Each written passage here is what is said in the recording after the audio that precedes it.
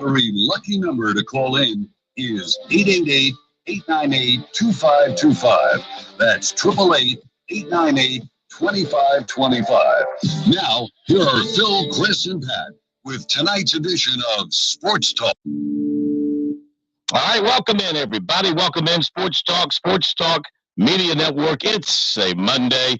It's the night of the national championship game, Monday after the NFL wrapped up its regular season. Black Monday for a number of NFL teams.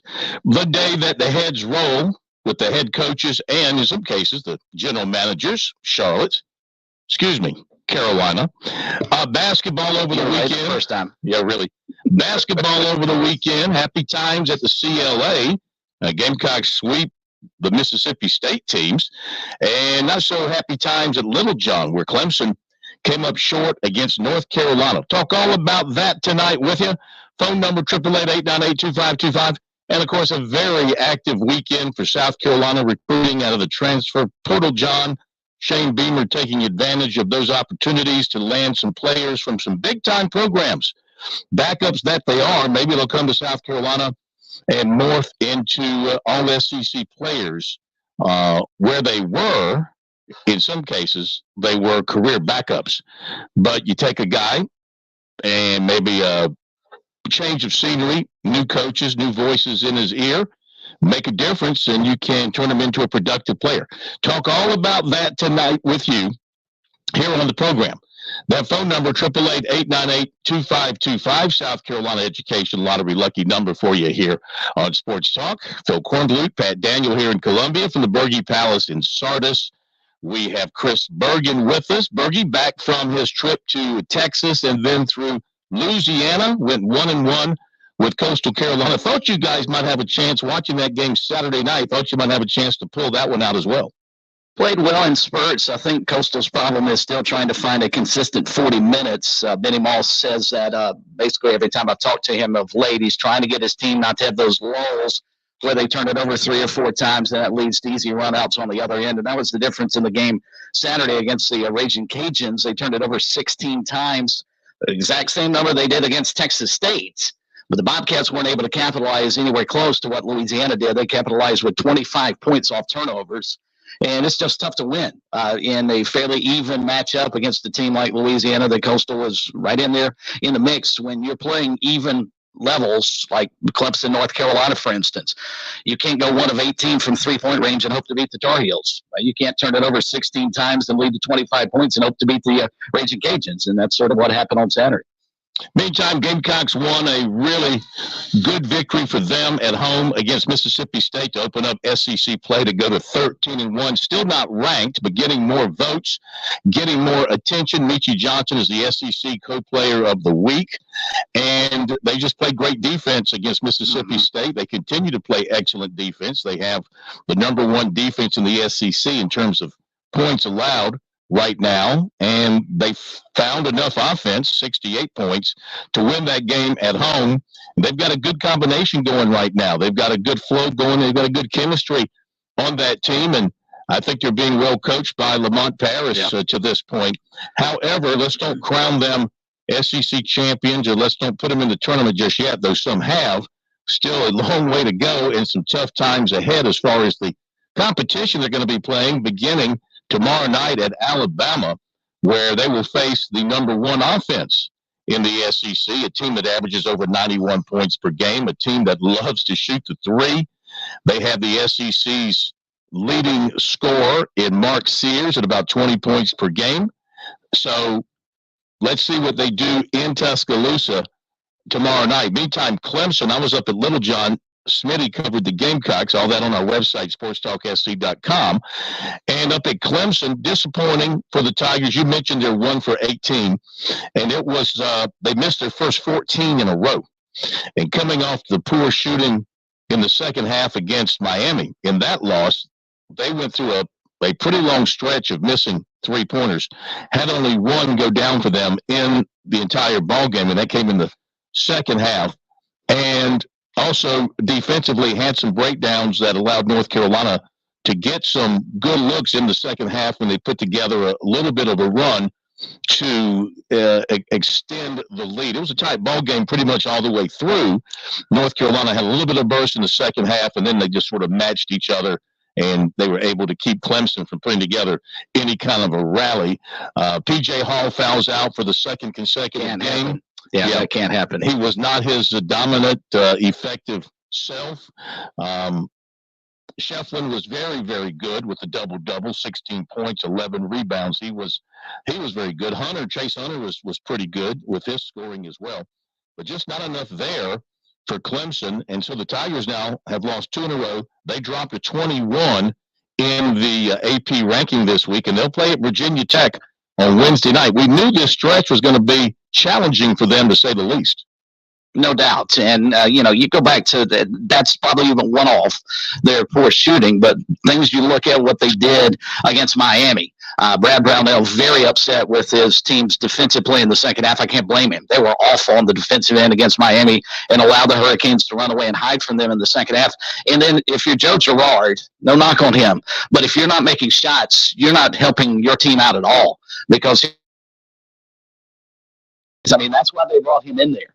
He is a guy they expect to be able to knock down outside shots. And when he's not making his shots and P.J. Hall fouls out, it's going to be awfully hard for Clemson to win ball games. Chauncey Wiggins should not be the only player that Clemson has to make a three. And that's a game that they certainly had a chance to win and probably should have. I thought they would win at home, even against North Carolina.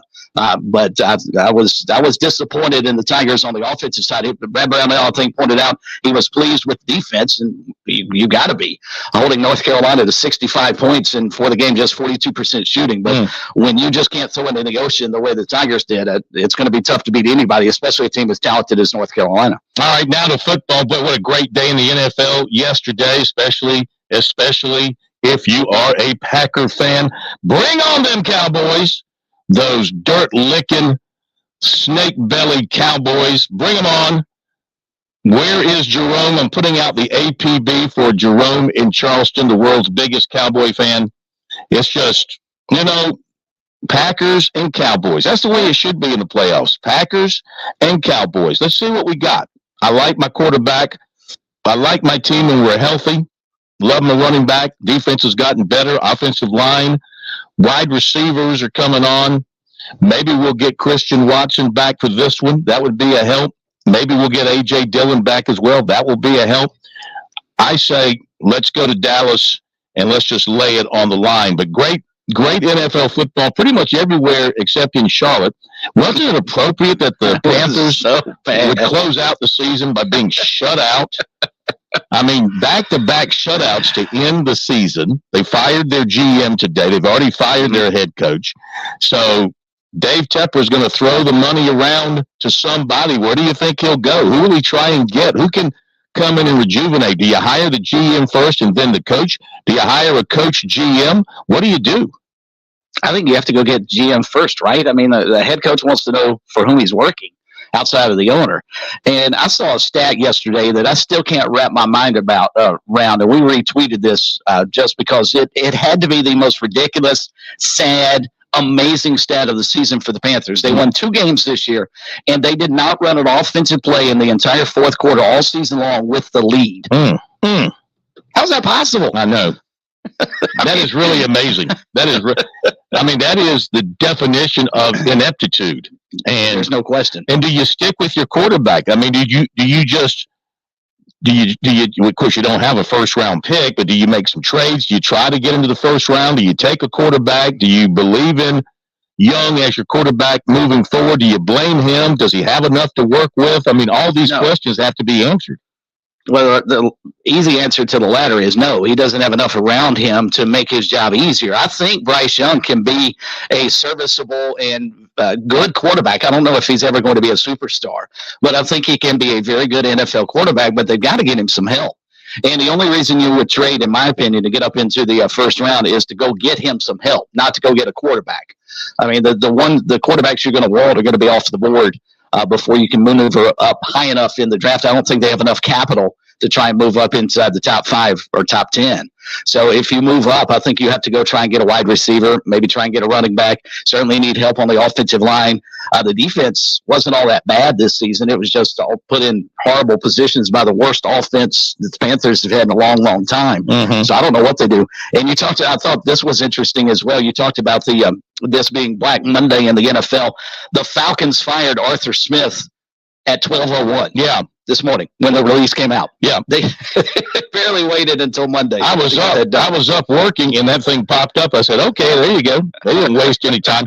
By the way, the teams in the NFL wastes no time doing anything. So they've already put out not the schedules, but the opponents for each team for next year. So the Panthers home and away will play the Falcons, Saints, and Buccaneers. At home, they'll get the Cowboys, the Giants, the Cardinals, the Chiefs, the Chargers, and the Bengals. Pretty sweet.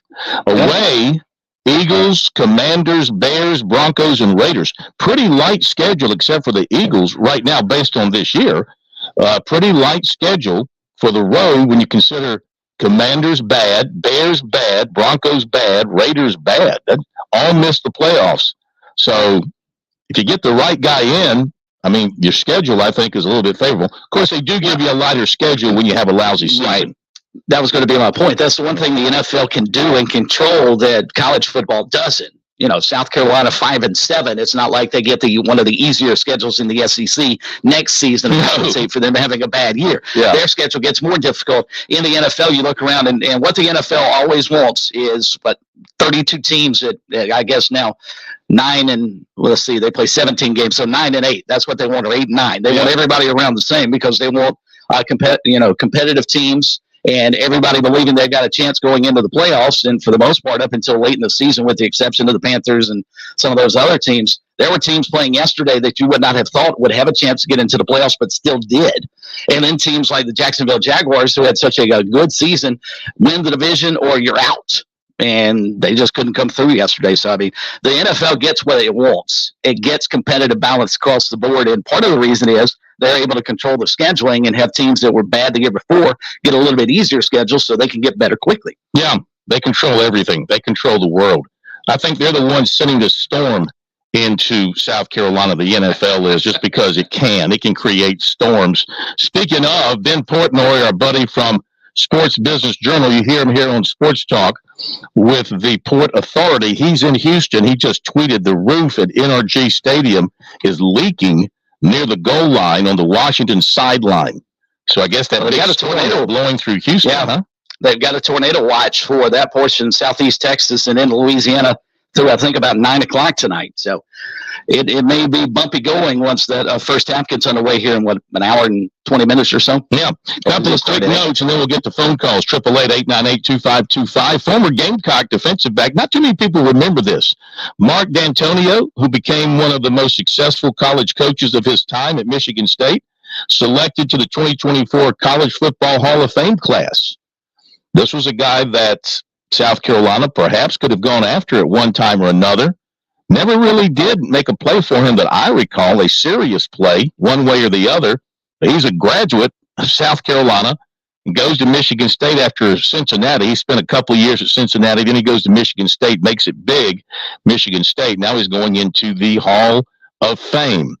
And we told you about the polls. The USC women remain number 1 in the AP ranking. We're going to hear from Dawn Staley from yesterday. I was at the game yesterday, and they won by 20. Got off to kind of a sluggish start. Actually trailed by 5. Then turned it around by the end of the first quarter. They shot 61% in the first quarter. Then they blew them out. She was just, a 20-point win, but the performance not up to her standards. We'll let you hear from her coming up. Interesting little note here from Paul Strelo of Tiger Illustrated, citing Clemson's decision-making when it comes to the Portal John and their deference to the Portal John. He writes, from the 2022 class 2 years ago, 44% of recruits that Clemson offered who did not go to Clemson, who went elsewhere, have already transferred. 44% of the recruits they offered that went elsewhere have already transferred. Only 2 of their 20 signees have gone and won by choice. So I think what he's pointing out here is that Dabo Swinney, the staff there, have been pretty smart with who they offer, making sure that people they offer want to stay in their program. And I do think Swinney has a great approach to things, the way that he makes sure that before you get an offer from Clemson, that you visit Clemson. They just don't hand out their offers here and there just to see what sticks. You don't get an offer until you visit and you see them and they see you. Then they go from there. And then, of course, once you commit, you have to shut it down. I think that's a great way to operate. And you can argue all night long, transfer portal recruiting or not. I still don't believe he wants to recruit the portal. I still don't believe that they try hard to recruit the portal. I mean, the evidence speaks for itself. They haven't taken anybody from the portal so far. They might have made a run at a player or two here or there, but I don't think they seriously go after these guys, to be honest with you. If they did, they'd get some frontline players. If they went after them, sure they would, and put the money on the table like they really wanted them, they'd get some of these guys, but they don't. So I don't think they're really seriously interested in going after those guys. College of Charleston guard Bryce Butler is the CAA Player of the Week. And if you're looking for some slightly used Nike golf clubs, Tiger Woods has got 27 years worth that he'll be more than happy to turn over to you. He's ending his association with Nike after 27 years. And really? Apparently because the clubs aren't any good is what people say. I don't play Nike. All right. I've always been a Ping guy. I've had the same set of Ping irons for about 30 years. And they've held up just fine, thank you. Mm-hmm. So he's ending his association with Nike. So you got plenty of, if you're looking for some slightly used irons, call Tiger. He might give you what he's got left over. Sorry to hear the news of the passing of former USC assistant basketball coach Rick Duckett. Knew him when he was at South Carolina on Dave Odom's staff, and just as fine a person as you'll ever meet. Just as fine a person as you'll ever meet. Great guy. Sorry to hear about his passing. I knew he'd been in poor health for a few years, and very, very sorry to hear about his passing in the last day or so. And Furman, 6th in the final FCS ACA top 25. And Bobby Bentley, remember him? Bobby Bentley is back in high school football coaching. He is going to be the head coach at Battleground Academy in Tennessee. Battleground Academy in Tennessee. Doesn't sound like a real academic type of place. Battleground sounds like a place where you go to learn how to wrestle or weight lift or play football. Does it say where it is? It's in Tennessee. It might be, what town in Tennessee? Chattanooga? I'd have to look. It's in Franklin. Franklin, Tennessee. Okay. Franklin, Tennessee, just outside of Nashville. Franklin, Tennessee. Okay, phone number 888. Well, hey, Pat. I didn't see you sitting there. How are you? You wouldn't be on air if I wasn't sitting here. I'm doing just fine for a Monday. We mentioned the storm in Houston, and we got to prepare everybody out there for the storms coming across here. I know that's schools are already closed. Looks like all around many parts of the state. Tornado watch or warning, and potential of hail, 3 or 4 inches of rain, even maybe. It's going to be quite a storm tomorrow. We might be swimming to the studio tomorrow. I'm staying home. I might be swimming to the studio tomorrow. It's going to have an e-learning day tomorrow.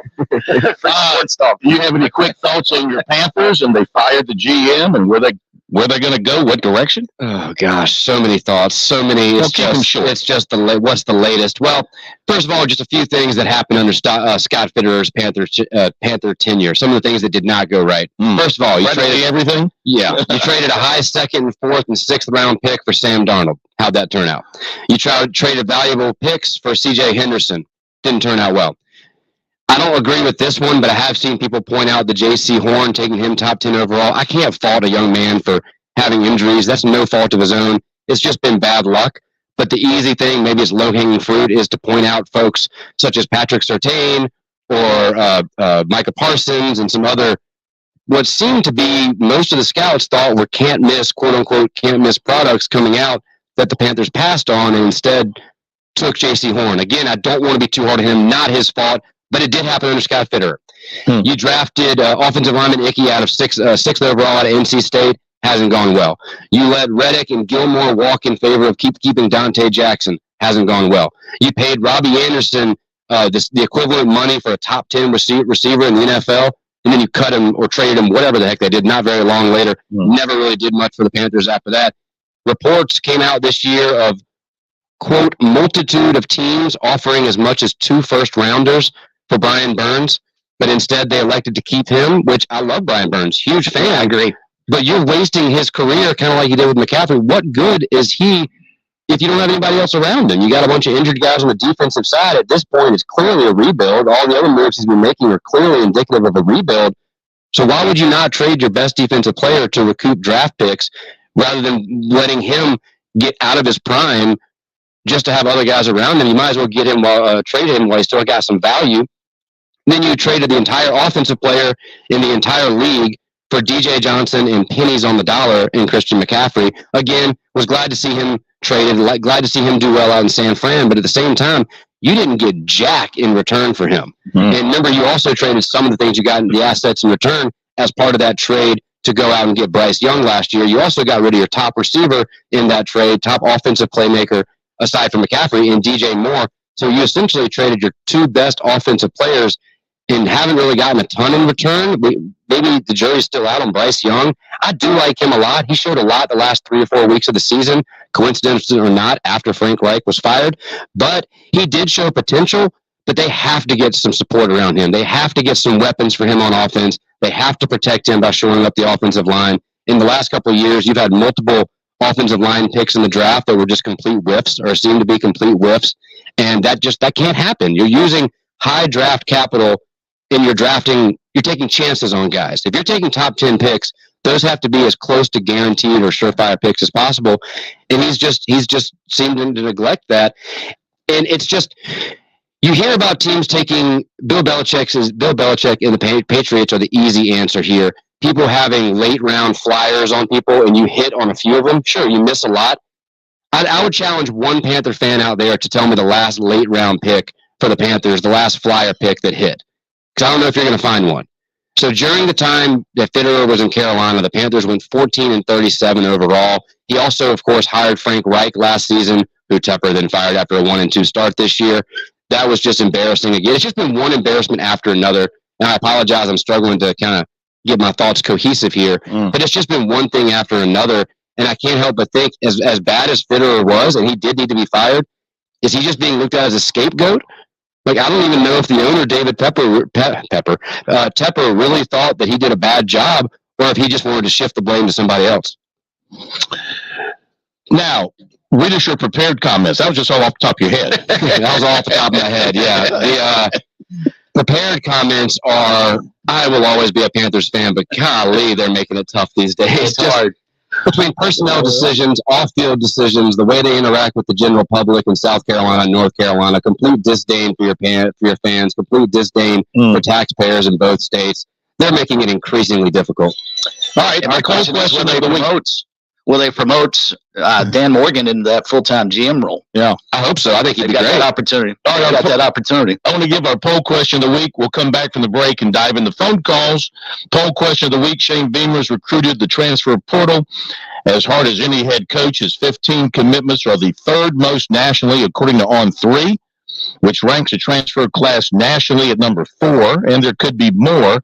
How much do you think Beamer has improved his program with the transfers? 481 votes in this afternoon. 75% improvement, 34.3% say that. He'd sign off for that, I would believe. 50% improvement, 25.4%.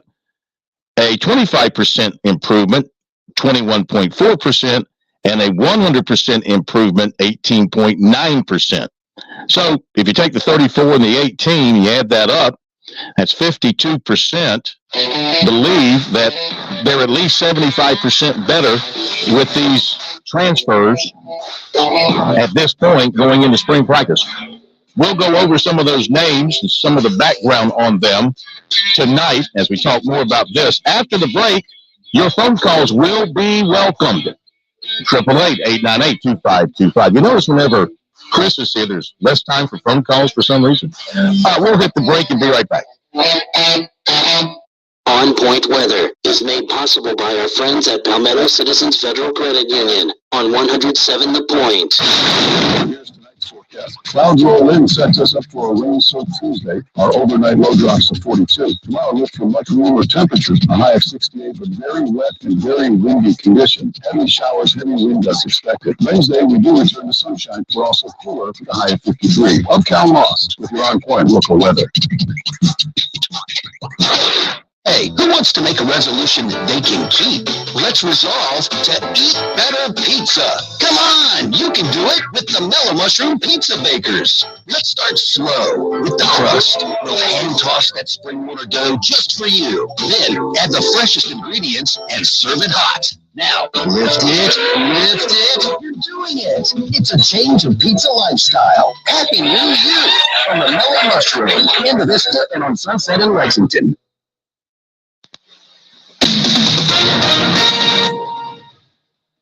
News. I'm Keith Peters reporting authorities say an explosion at a Texas hotel in Fort Worth on Monday littered downtown streets with large sections of building and debris and injured multiple people. Bureau of Alcohol, Tobacco, Firearms, and Explosives spokesperson Sarah Abel says investigators believe the blast was caused by natural gas. Video showed what appeared to be a large section of the building in the middle of the street. United Airlines says it has found loose bolts and other problems on a key part of its grounded Boeing 737 MAX 9 jetliners. The planes are being inspected after federal officials grounded MAX 9s after a plug used to replace a door blew out of an Alaska Airlines MAX 9 on Friday night. On Wall Street, the Dow by 216 points, the NASDAQ rose 319. More details at srnnews.com. I've gone from being the skeptic to now emphatically endorsing the idea of solar power for your home or business. But make no mistake, my skepticism was legit because there's only one solar company I've come to believe in. That's Broker Solar. They're local. They're in Lexington. They're not door knockers and high-pressure salespeople. So what about those questions? Broker Solar answered them. How much does it cost? Who gets tax credits? Why should I get a solar battery in addition to solar panels? What type of warranty comes with such an important investment? Ken, Matt, and the team changed my skepticism with confidence. I've been to their job sites, and I am in awe of how the technology has evolved. I'm so impressed with the workmanship from Broker Solar. I've talked to their customers. It all makes so much sense now. Oh, and listen, these politicians, the media's attempt to guilt you with green this and save the planet that, that's not why you want solar power. You want it because it really will save you money. It really gives you control of your power bill instead of the power companies. Hey, find out more online at brokersolar.com or just give them a call. 807-7417. That's 807-7417. Hey, I'm State Representative Chris Wooten. And I'm State Representative Mike Cassidy. Join us on Wednesday mornings at 9 a.m. on The Rep. We'll talk about everything that's happening in the State House and give you an insider's perspective, all from the General Assembly. So join us at 9 a.m. on The Point, 100.7 FM or 1470 a.m. As you welcome the new year, we invite you to celebrate with Palmetto State Armory, your go-to destination for all your firearm and outdoor needs. Whether you're a seasoned shooter or just starting out, we've got you covered from handguns and rifles, ammo and optics, and more. We offer a vast selection of top-quality products and unbeatable prices, and our knowledgeable staff are always ready to assist you in finding everything you need. Visit Palmetto State Armory today, either in-store or online, and let us help you make this new year one to remember. Happy New Year from all of us at Palmetto State Armory. Are you worn out from wall-to-wall political talk? Instead of hearing more about the stuff in Washington that's mostly out of your control, I'll give you the tools to actually take control of your money and your life. Dave Ramsey here. Join me right here on The Point. I'm live. I'm taking your calls weekdays at 2 p.m. I'll teach you how to get on a written plan that actually works. Get out of debt and build wealth. Weekdays at 2 p.m. The Dave Ramsey Show at 100.7. Hey y'all, this is Ted from Flight Deck Restaurant. We'd like to invite you and your family to dine with us. We have a great menu that's sure to please your whole family. We have fresh cooked burgers, big juicy wings, new plate menu featuring country cooking, oven-baked hoagies, fresh crisp salads, authentic Greek food like gyros, souvlaki, and baklava. We also carry 20 different premium cheesecakes and pies. Flight Deck Restaurant also has an arcade with 30 different games like Star Wars, Batman, Skee-Ball, Basketball, Pac-Man, Galaga, and so much more. Flight Deck, your favorite family restaurant. Thanks, Sean. God bless. Hi, this is Joel Lurie. I'm the host of Health Matters. Every Monday morning from 9 to 10, right here on 100.7 The Point. Join me as we talk about issues impacting your health and our community. It's Health Matters every Monday at 9 a.m. right here on The Point.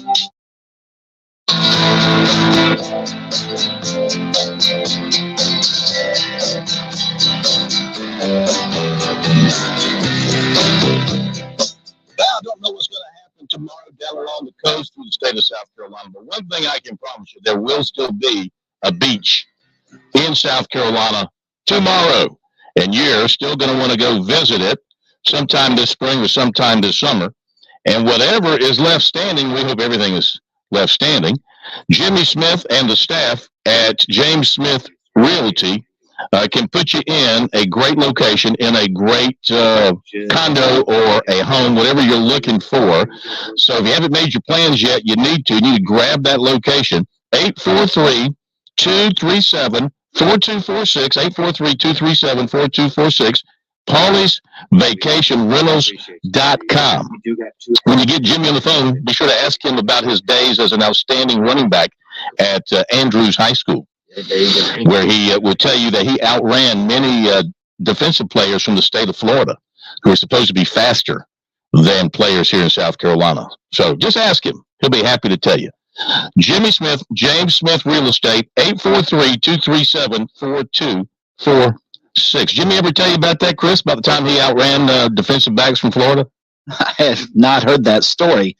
Why was he playing defensive backs from Florida? I think they were just playing a game in Florida. I think they were playing a game in Florida back in his day, for whatever reason.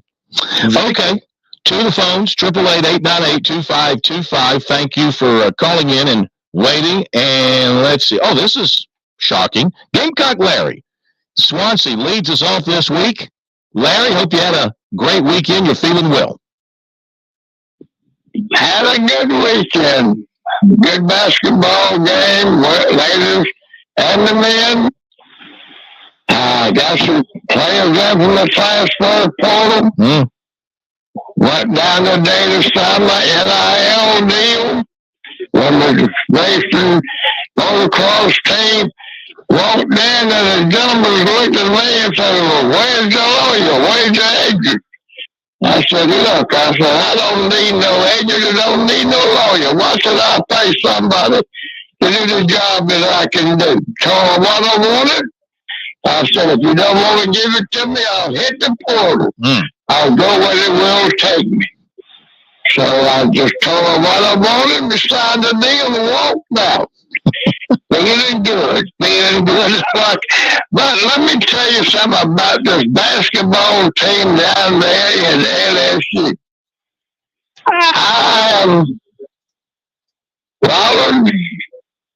I've watched a lot of basketball.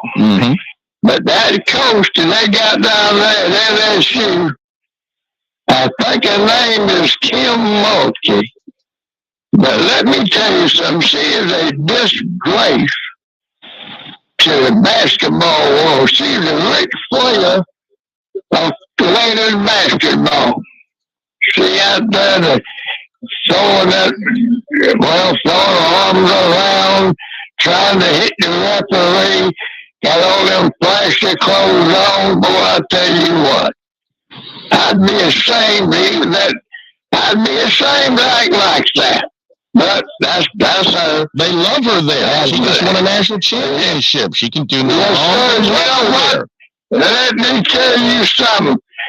I know we lost one game out of the last 60-something. One game because one young lady got hot and beat us by 4 points, and Dawn let her down. I don't know what happened to Dawn, but I'll tell you something. We beat LSU 2 times last year, but they champions, yeah. But when we go down there, I think the 30th, and we go down there, if we don't take them down, it's gonna hurt.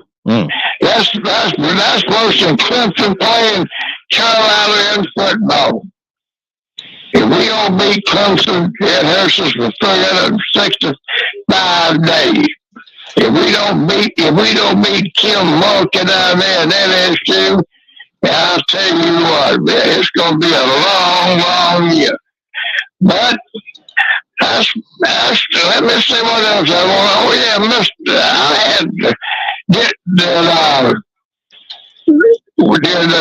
the Gamecocks lose the player Cam Pringle, is that his name? Cam Pringle, in the NIL, to transfer portal. Cam Pringle, I think that was his name, 4 or 5 star. Well, he's a freshman signee who signed in this year's class, so I'm not aware of anything. Okay, that had me worried. I knew I could get the right answer from you. But let me tell you about the NIL. They walked in and told them what I wanted. Mm-hmm. They looked up at me and we signed the papers. And I tell you what, my spiel is going to be, if you want some tender, loving care for your automobile, take it down to Cars Care on a Stanley and Doctor, and tell them old Gamecock Larry sent you. Well, it's not really. Gamecock, I know I ain't supposed to say that. No, Larry, no. It's not Assembly in Sumter, it's Elmwood in Sumter. You need to give the correct. Elmwood in Sumter. Yeah. I know I ain't supposed to. You all say that's sorry. I ain't advertising for the car. Whatever they are, I wasn't like.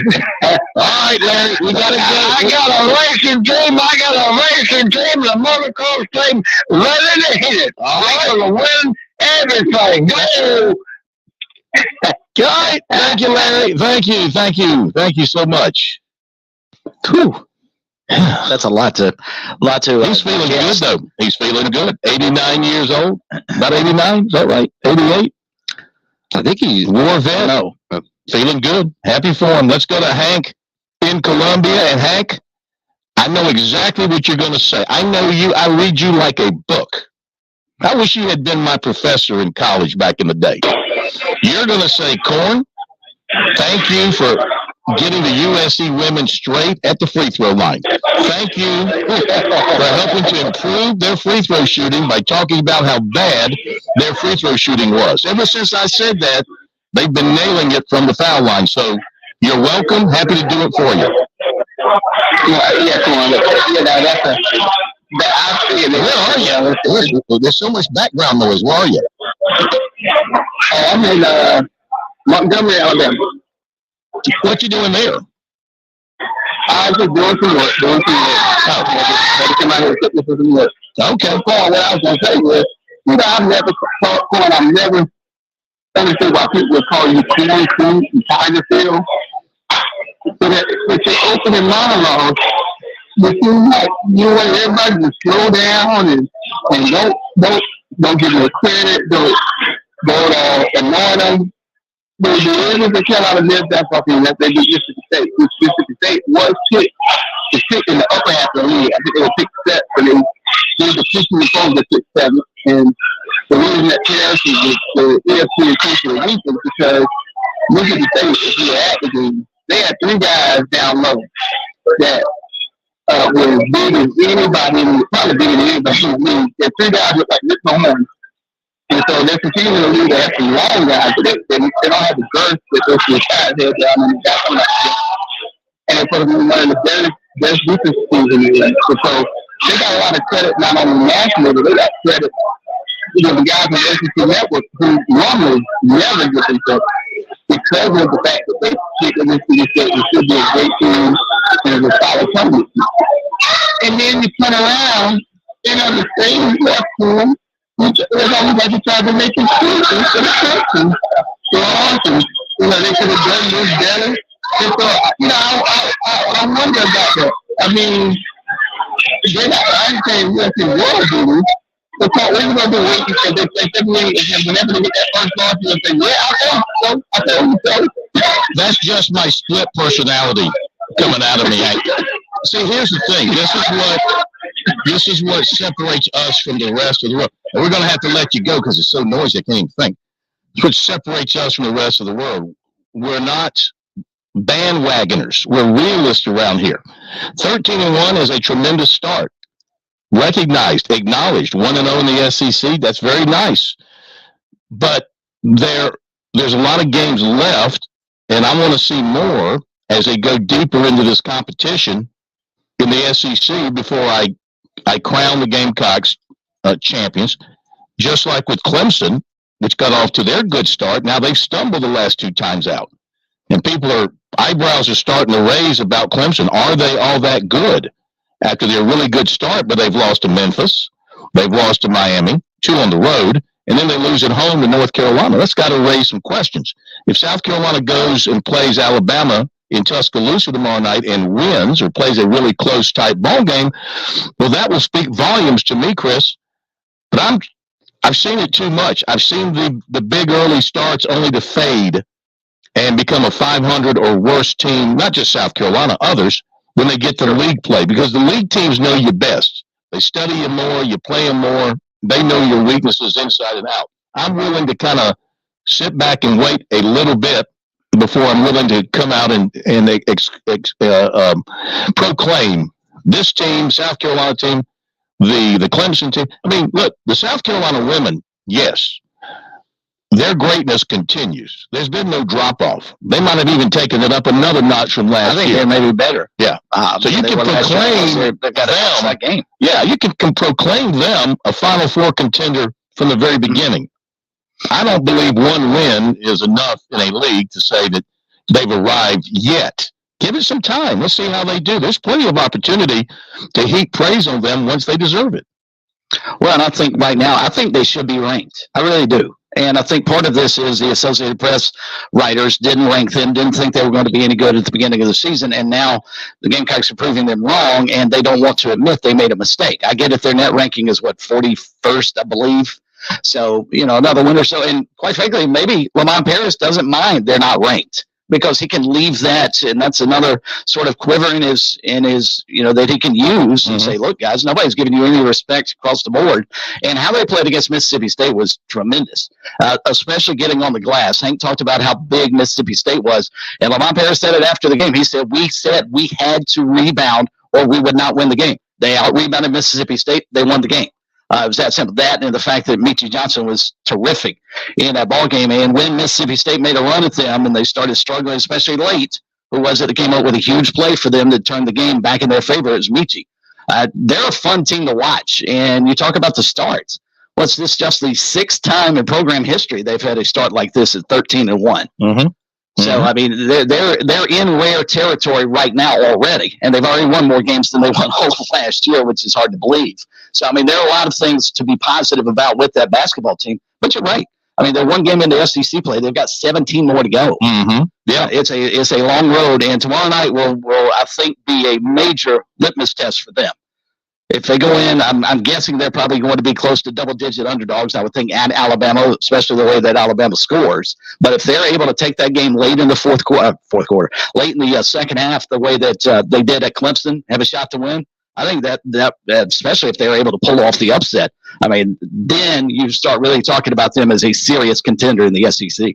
And to add on to that, so real quick, Phil, to add on to that, Chris, Hank's point, Mississippi State was picked 7th by the media in the preseason. USC dead last at 14th. Currently, right now, South Carolina is 23. This is on Warren Nolan, 23 in the RPI. And let's see, in the net, they are 42. They moved up a spot from, 43. They moved, how'd they move back a spot? Because that's how the net works. Yeah, that makes no sense. And no, I'm sorry, no, I read it backwards. They moved up one spot, whereas Clemson somehow also moved up one spot, even though they lost twice last week. So, hey, explain that to you. But Clemson's 23. Where I'm going with this, though, is South Carolina's 23 in the RPI. I agree that they should be ranked, especially just where they are from where they were. And I'd like to celebrate the fact that both of these teams are either ranked or close to it, and both off to great starts right now. They at least have aspirations or a chance for the NCAA tournament.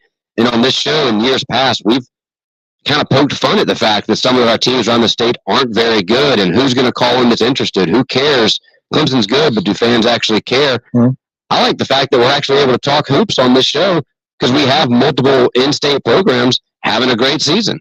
And now the Cougars down in Charleston are starting to wake up too. And Clemson right now in the net is, RPI, so there's so many different rankings now.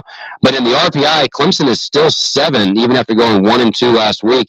And their 3 losses were to Memphis, who's number 9 in the RPI, North Carolina, who's number 13 in the RPI, and Miami, who's number 27 in the RPI. and finally healthy.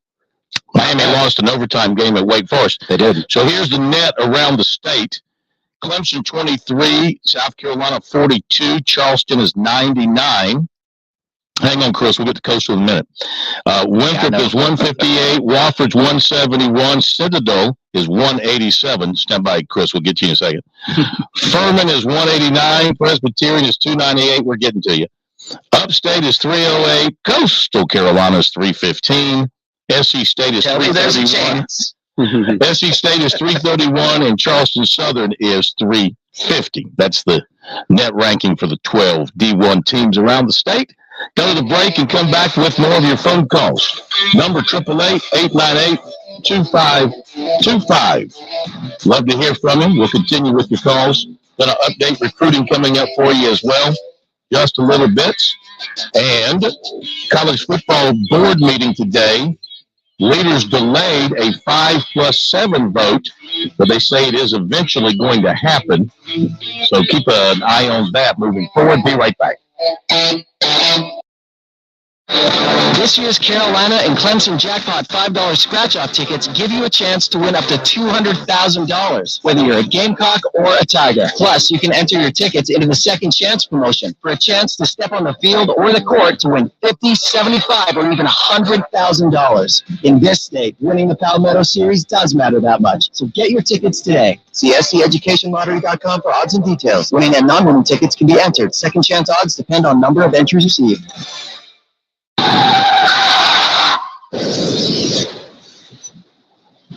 I'm attorney Jim Corbett. That's the sound of a big hit on you and your car or truck. I've been an attorney for more than 30 years, helping people who get injured in car wrecks and truck wrecks. If you have serious injuries, call Jim Corbett, 803-765-2968, or email me at jim@jimcorbettattorney.com. That's CORBETT. I don't get paid unless I recover for you. Jim Corbett Attorney for your best recovery from a big hit, 803-765-2968, or jim@jimcorbettattorney.com.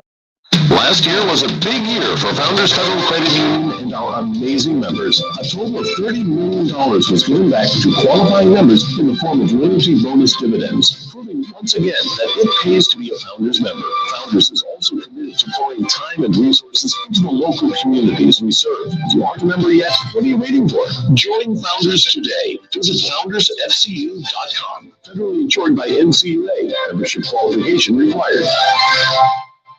You put in the work for your education. The extra early, extra late, extra work. That's because you understand education opens doors to better pay, better opportunities, and a better you. Being educated about playing the lottery is no different. It helps you be a better player, one who knows when to play and when to take a rain check.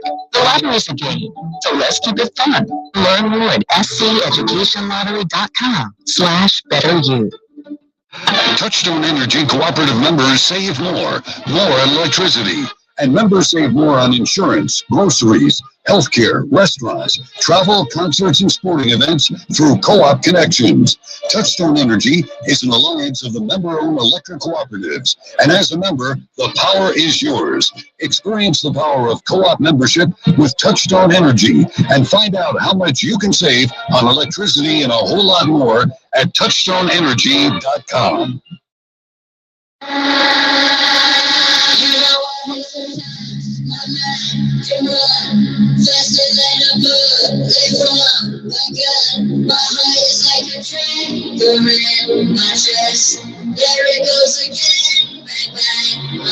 All right, welcome back, everybody. Sports Talk. Here on the Sports Talk Media Network.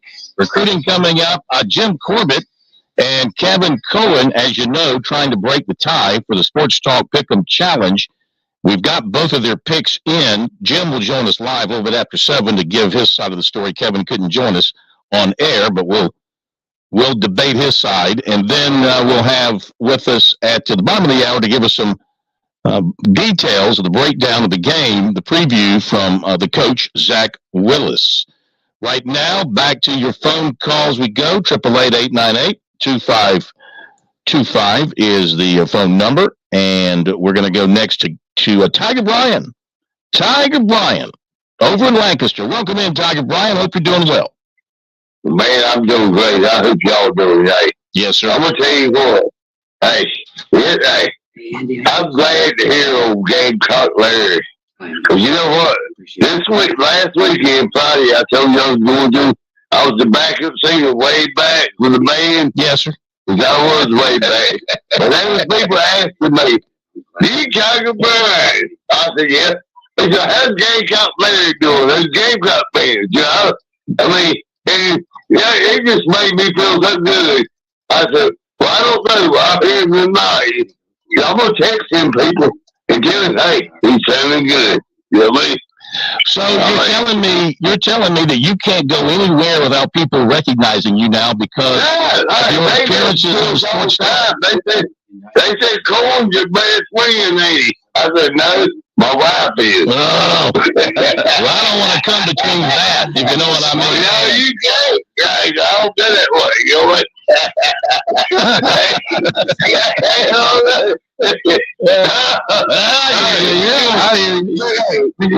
But really, all seriously, they was a kid and they were sponsoring like cancer stuff, and Dr. Brian did. What'd you do? He goes up there with the band under his fucking look.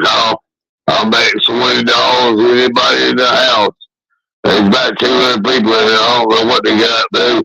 There was more 20s than I've seen in a long time. You know what I mean? Yes, sir. I mean, it was just, Well, I think that's a great thing. I think that's a great thing. You always do that. I've heard you tell us many times about the good deeds you do in the community, and I know it's appreciated. I'm trying. But you know what? Y'all are the bomb. I don't care what nobody says. Mm-hmm. Anybody says something about y'all, if I find out, I'm going to see something. I'm not going to do it. I'll see that ninja down there and get taken care of. You know what I mean? Yeah. You got her back. So you saying you've got her back? You got it. I'll get you back, way back. Right. Appreciate that. This is the last thing I'm going to say. Hey, you better watch out for my next year. Football. You see that DJ Bowl from the American Bowl? Oh, yeah. It was pretty good. Yeah, pretty good. Pretty good. Hey, that's best thing on the field for me. He made some good catches. That was a high school game, but he made some good catches. But, yeah, okay. You don't think he can come out? I didn't say that. Everybody wants to crown everybody and everything with championships before they even step on campus. Hey, remember his name? I told you when Sammy Walker, I said, remember Sammy Walker's name? Right. You said, oh, that's the same thing. That kid's going to be there. I remember this phone call, too. Hey, remember the name of Frank Latson? When he gets there. Frank Latson. I did. I ain't gonna lie. Remember the name of a Joe? He's there, Joe. He's from Canada, and he's got a funny name, and he's gonna make all kind of catches. Yeah, I remember that thing. Hey, now the worst one was the quarterback from North Greenville. I watched him play it. Willie Corn? Willie Corn. I remember that. Willie Corn. When he gets there, Willie Corn. Yeah, I ain't driving right now on that. Hey, you remember I told you that? I know, Tiger Bun. We went up there, I think it was up there in York or somewhere. He looked like a damn, he looked like he made damn Heisman too. Well, you know what about Willie Corn? I think it's a bad. In fact, Tiger Blind, he was beset by injuries in his time at Clemson. That shoulder injury did him in. His arm was never the same. Yeah. So let's give him a little bit of slack. Great kid. Turned into a pretty good coach too. Yes. Absolutely. On the rise, right? On the rise. Okay, we're going to hit the break. We'll come back with more calls, more sports talk, recruiting coming up. Don't go away. By the way, before we do what's supposed to happen here, thank you for pushing the button. I thank you. Programming thanks you. America thanks you. WQXL Columbia, W264DF. From the Bart Fireside Studio, the solution for keeping you warm this winter. This is 107. News this hour from townhall.com. I'm Keith Peters reporting. National Weather Service lead forecaster Bob Oravec says the winter storm that brought heavy snow from the mid-Atlantic into the Northeast has moved off the coast. But a second storm is developing along the middle part of the country. There's winter storm watches and blizzard warnings and winter storm warnings out from the southern high plains up towards the upper Mississippi Valley and also across parts of the Northeast. At the same time, we anticipate the storm's going to have a lot of rain effects with it, flash flooding potential. Flood watches are out for much of the mid-Atlantic region, along with winter weather advisories for the Blue Ridge Mountains and the Appalachians. It's still not clear whether Republicans will succeed in winning new border concessions from the White House. Correspondent Bob Agnew reports. GOP Senator James Langford says he and other negotiators hope to release a text this week summing up their efforts at a compromise. He admits coming up with a bill that can pass remains a long shot, considering it has to pass muster with a Democrat-controlled Senate, a Democrat president, and a Republican-controlled House. Conservative House lawmakers are still demanding inclusion of H.R. 2, their border control bill that passed the chamber with no Democrat support back in May. Bob Agnew reporting. United Airlines says it has found loose bolts and other problems on a key part of its grounded Boeing 737 MAX 9 jetliners. The planes are being inspected after federal officials grounded MAX 9s after a plug used to replace a door blew out of an Alaska Airlines MAX 9 on Friday night. A federal official says that the plane wasn't being used for flights to Hawaii after a warning light that could have indicated a pressurization problem lit up on 3 different flights. Alaska decided to restrict the aircraft from long flights over water so the plane could land quickly if the warning light reappeared. On Wall Street, it up by 216 points. More on these stories at townhall.com.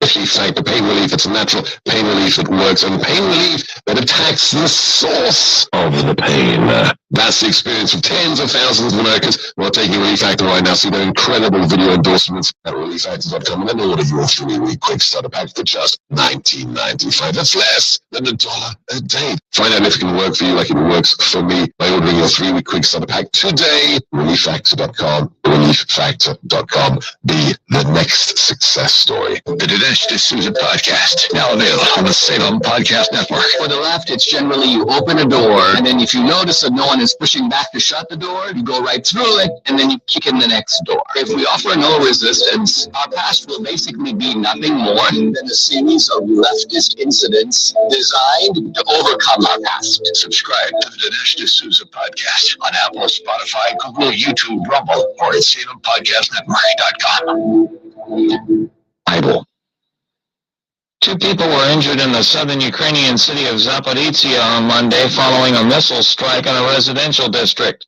Correspondent Charles Doledesma reports. Ukraine's emergency service shares a video showing rescuers in Zaporizhzhia setting up tents to receive local residents affected by the missile strike. The video goes on to show residents entering a large tent with tea and coffee facilities and a psychologist there to help local residents. The city is one of many targeted in Russia's latest barrage of hypersonic and cruise missiles against Ukrainian targets, striking near the front line of fighting in the east as well as in central and western parts of the country.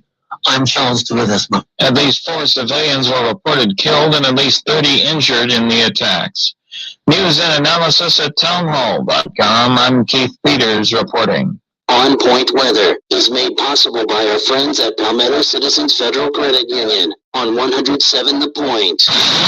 Here's tonight's forecast. Clouds roll in, sets us up for a rain-soaked Tuesday. Our overnight low drops to 42. Tomorrow looks for much warmer temperatures, a high of 68, but very wet and very windy conditions. Heavy showers, heavy wind gusts expected. Wednesday, we do return to sunshine. We're also cooler with a high of 53. Uptown Lost with your on-point local weather. As a kid, you dreamed of being a firefighter one day. Now, the opportunity is yours. Into the sound of silence. Live your dream. Become a part of a team, a family. Visit scvolunteerfire.org to find out more.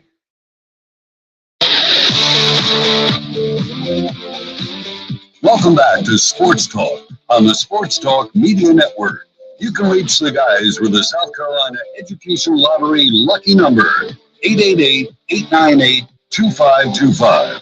That's 888-898-2525. Now back to Phil, Chris, and Pat with the second hour of Sports Talk on the Sports Talk Media Network. All right, we are back. It is Sports Talk Media Network, Monday night here in South Carolina, the calm before the storm. But we are the storm.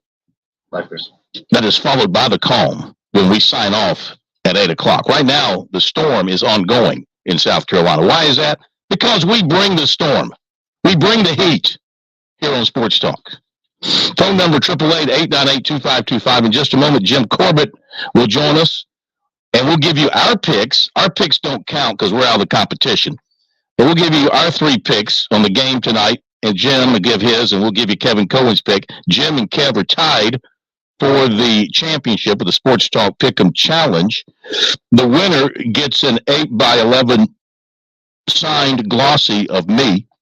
So that's what they're vying for, which I think is, in an auction would be worth a lot of money, Chris. How many of those do you have? How many of those have I given you? The corn signed glossies, I have 2 hanging up, one in my bedroom and one here in the game room. The one in the game room I throw darts at. There you go. There you go. And recruiting is coming up as well. Let's go to, before we get to Jim, though, let's go to Keith in Camden. Been hanging for a bit. Let's welcome him in. Keith, good to have you with us. How are you, sir? I'm doing great. Hey, Phil, Chris, Pat. Phil, you made a comment about 15 coming into Carolina on the transfer portal, and you were talking about Dabo's, whether it's willingness or unwillingness to dive into that crazy waters. Just a comment, and then I want to hear what you think. I mean, I get where Beamer's at. I mean, let's just forget NIL and go back 5 years. We're going to struggle to go head-to-head against Georgia's and the big boys of the world. But when you throw in the landscape of NIL now, and think about it, 50% of your incoming class is NIL. I just don't see. What do you mean? No. What do you mean NIL? See, everybody's NIL. 100% of your players are NIL. You mean transfers? Transfer. Yeah. And you got 50% of your class is coming in as transfer. Mm-hmm. I don't see. I get what he's doing. He doesn't have any choice. But how do you create any stability and continued success? I don't see it happening. I think it's a giant mountain to climb. And I'm all Carolina, but I understand where Dabo's weathering the storm. And how do you get any stability? I mean, you got what, 28 to 30 kids coming in, 15 of them are transfers, and we're doing that every year. I don't know. Maybe it works. I just don't see how it works. I know it's hard. I know it's hard for people of our era. You're in that era. I know it's hard. I know it's hard to get your brain around it. I understand that. But, I mean, it is the new world order in college sports. Some teams, some schools have chosen to dive into it. Very few have chosen not to go there at all. You can probably count on one hand the number of teams that do not take a true, when I say a true transfer, somebody that they really wanted to come in and play. Clemson will say, yeah, we've taken transfers, Hunter Johnson and Paul Tyson, but I mean, those were just, no offense to those kids, but they weren't taken to come in and play. So very few do not dip their toe into that water today. So it's the way of the world, and you're not building so much a program as you're just building a team year by year. Because the Gamecocks, using them as an example, they've had 15 transfer commits plus a junior college commit. So that's 16 transfers, 21 transferring out. So that's a lot of coming and going. That does not include the departures of players who declared for the draft or who graduated. That's pretty heavy turnover when you add it all up, but that's just the way the game is going to be played by and large all across the country now. And until some rules can be put in place that can stick, then the transfer is going to continue. The portal is wide open. They don't seem to have any desires to try to restrain it. They've given players more and more freedom now that they've said you can transfer twice without penalty. Well, what if I want to transfer a third time without penalty? How are you going to stop me? Well, Phil, let me ask you this. I hear you, but the Clemsons, the Georgias, I don't see them bringing in. Well, I think Georgia's bringing in 4 this year. They just got a quarterback. They just took a commitment from the starting quarterback at I think he's a starting quarterback at UNLV. Just committed to Georgia. Yeah. It's supposed to be pretty good. Right. And another thing you talked about, the offers, the way Dabo does it, I don't know. It feels like we just throw it out there and pray something sticks. Go back and look how many offers we made last year compared to the offers Clemson made. Y'all have a good evening. All right. Enjoy the show. Thank you. Listen, I've got a question to follow up. Let me just answer him real quick. I mean, it's just all it's all a matter of preference and how you want to approach it. You know, some schools like to put out a lot of offers to a lot of kids, many of whom they have no intention on really recruiting hard or taking, but they put the offer out there. And then some places offer very few. They identify them early. They bring them in for their junior days. They decide who they want to offer, make those offers, bring them back for official visits, and then get the ones that they can. Go ahead. Don't remember Dabo's recruiting philosophy early in his career, but was he as stringent with regards? Has this always been his philosophy, i.e., you have to come on campus, we only offer a few? Or did that start happening once they got the program where it's rolling to what we know Clemson football as? And also, do you believe if the transfer portal had been around when he was coming off his 3rd season, much the way Beamer is, off a losing season overall, would he have delved into the transfer portal if that had been available to him to try and make a quick jump start to his program? Now, the next year, I think they won 10 games after that, and the rest is history. But had the transfer portal been available back then, do you think his philosophy might have changed because of the current status of the Clemson program then? It's easy to look at where it is now, but you're going to have, if you're going to compare it to what South Carolina and Beamer are going through, you got to go back to when Dabo was just starting to get his feet wet. You must think I'm close enough to Sweeney to hit him with an elbow in a pickup basketball game. Did you see the shiner he had? I did see that. Yeah. Is that what happened? Well, either that or he ran into the dude from Spartanburg. What was his name? Tyler, yeah. Shoot, he ought to give Tyler a Christmas card. That was the best motivational speech of the year for his team. Tyler. Thank you for calling Tyler. I think I think that the answer is once he got the bully pulpit, once he developed his program and got it winning, and he got to a point where he could do that. No, early on, I don't think he could do that. I don't think he could not offer a bunch of people. I don't think he could not tell people you can't take other visits if you commit to us. But once he reached a certain point of power and success, then he could do that. I can't tell you exactly when that philosophy fell into place. I can't identify a year when he started telling his recruits, once you commit to us, shut it down or don't commit. His things, and you really can't blame him. His thing has always been, you don't have to commit, but if you commit, I expect you to shut it down. And I think every coach should take that approach. Yeah, I really do. Now, because some coaches say, why should I do that and take away the fun for the players who want to take other visits when I'm confident enough that they'll still stay with us?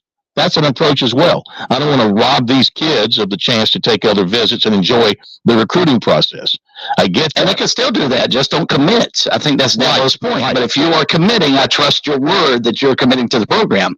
But yeah, I'd be fascinated if we could roll back to 2010. Dabo's coming off a 6-7 campaign. Tigers kind of floundering around. Would he have delved into the portal and attacked it the same way that Shane Beamer is, coming off a 5-7 campaign in, oh, by the way, his 3rd season? Yeah. All right, good points all. Let's go to the phones. We welcome in good friend of Sports Talk, gentleman Jim Corbett, attorney for the Stars here in Columbia, but now probably best known for winning a share of the, well, I guess we can't call it regular season, but pre-championship game part of our pick'em contest. Jim going 8-7 in bowl season, tied with Kevin Cohen, who went 7-8. Both are 48 and 37 going into tonight's championship game pick. Welcome, Jim. Good to have you with us. Phil, how are you doing? Congratulations to Kev and to Smitty for getting 9-6 in the bowls. Yeah, but he was so far in the basement. Now he can see light. He's working his way up where he can see light. Yeah, we only got 8 out of 15. The top score was 9, and I got 8 out of 15 bowl games. I don't know. Maybe it was end of the season blues. Bowl games are hard to pick. They're hard to pick. You didn't know who was playing. I didn't know who was playing sometimes. And it was just, you had to read up on everybody. Well, who's going to play in that game? Well, they can't win without that guy. So that's right. The teams are different in bowl season if they're not playing in the playoffs. So, but a good picking season for you, 48 and 37, 8-7. Congrats on that, and we appreciate you playing along with us. So, who you got tonight in the championship game? Well, first of all, the pleasure's all mine for playing it, and I just have to go with Michigan. It seems to me like a 7-point win for Michigan, so I picked them, and I did my points. I picked 31-24 as a score. I think they'll cover the 7 point. It was 4.5 in ours, and I think 5.5 in some other places by now. And I picked the score, and I said, "Oh man, I better check the over/under just to make sure I'm not really far off." And I was right on. So I feel good about that. I think that it's just going to be one of those games where the line play makes the difference. If you look at Alabama against Michigan, Alabama had a couple of times where they could have seized momentum, and they made mistakes. But Michigan was there toe-to-toe with them. 27-20 game overtime is not a high-scoring game, but the line is what Michigan was missing the last couple of years in the playoff. That's why they didn't win, because they couldn't do it. They had some skilled players. They had some great defenders. They had some really quick defensive backs, and the defensive backs are going to give really a big test to Penix tonight. But they didn't have the line play. I think that's the difference in the game tonight. I think Penix will have his magical plays everyone will remember. He's good for 24 points. Hopefully Dylan Johnson's okay. He's going to play, but he was hurt. And you just saw the injury, last week. Hope he's back at it. But, I think it's going to be somewhat of a running game with Johnson and Blake Corum both going at it. And I think they both are going to have good games. But, spectacular games, I'm not so sure. And, so much in college football, there's a time when everybody gets a little tired and things break down a little bit. And the quarterback, if he can run, can make a big difference. And I think McCarthy's got that. He does what he's supposed to. Penix is the guy with all the stats, 63% completion rating. He's got 35 touchdowns, 9 interceptions. He's going to be, a high pick in the draft. McCarthy's got a 73% passing completion rate, 22 touchdowns, 4 interceptions. And the big thing to me that stuck out was Penix only ran for 13 yards this year, 32 carries. And I can't remember if college, if they take it off of the running or the passing. I think it's off the passing. But McCarthy, he ran the ball twice as much and had 171 yards. No, Saxon College come off the running game. Well, yeah. So anything that Penix got on the ground was taken off by the sacks, and anything McCarthy got was reduced by it. But he still outgained them by 160 yards, twice as many carries. So it shows that he's more mobile. And I just think with the line play being so strong, such a big factor, and someone else on another radio show pointed out that Washington, if they won, would have the worst defensive efficiency of any team that won the national championship. I just kind of think it's a Michigan game. 7 points, not too many, but at least they'll cover the 4.5 we've got. And it should be an exciting game. And people talking about Harbaugh's last game, and that'll add a little bit of a spice to it. But this could be the Harbaugh year. You got Jim, you got John with the Ravens, and I was going to kid Kevin about the Detroit Lions. They should be in the Super Bowl this year. Maybe they go against John Harbaugh's Ravens. It'll be an all Harbaugh affair, and then all Michigan affair in there too. Well, Kev is from Michigan. He's from Detroit, so he's having a great year. He's having a great year with his Lions, and he had a great year with his Wolverines from the standpoint that's his native state, but he is a Florida guy since he went to the Gators, so he'll tell you he's a Gamecock since he's here in Columbia. But I know you peel the onion back, he's a Gator boy. But he is picking Washington. He's taking the 4.5 points. So he is picking Washington. Let me ask our guys here. Chris, which way you going? You taking Washington the points, or you taking Michigan? I love Jim's breakdown. I think he ought to go on game day. I'm not sure those guys can do a better job than what Jim just did, but I will say this. I think Washington's offensive line is really, really talented. And the ability they have with Michael Penix and those wideouts to throw the football down the field, they can also run it as well. I think that gives them the advantage. Now, the question is, can they match up be as physical as Michigan is going to be? And Michigan is going to rely heavily, you would think, on Corum to run the football behind their offensive line. I think the lines of scrimmage is going to be fun to watch if you like old school sort of smash mouth football with the aspect of throw it down the field as much as you can for Washington. I think Michigan wins. I'm actually going to pull for Washington. I would think it's kind of a cool story if the final year of the Pac-12 that their champion is actually the national champion. I think that'd be kind of funny, but I think probably Michigan pulls this out because I think they're going to be more physical.